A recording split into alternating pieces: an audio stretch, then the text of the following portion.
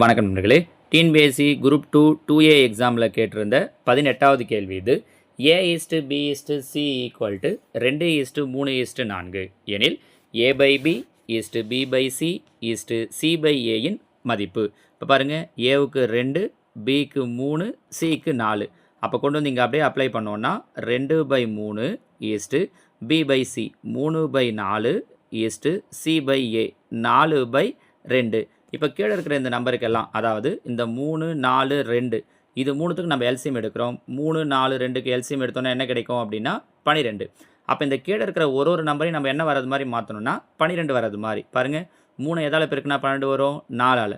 அப்போ மேலே இருக்கிற நம்பரையும் 4ஆல் பெருக்கிடணும். ஸோ 2 8. அதே மாதிரி இங்கே பாருங்கள், 4 3ஆல் பெருக்குனா 12. அப்போ மேலேயும் 3ஆல் பெருக்கிறோம். 3 9. இங்கே பாருங்கள், 2 6ஆல் பெருக்குனா 12, மேலேயும் 6ஆல் பெருக்கிறோம். 4 24. ஸோ அப்போ ஆன்சர் என்ன கிடைக்குது அப்படின்னா 8:9:24. ஆப்ஷன் சி 8:9:24 அப்படிங்கிறது தான் இந்த கேள்விக்கு உண்டான சரியான விடை. ஓகேங்களாம்மா? தேங்க்யூ.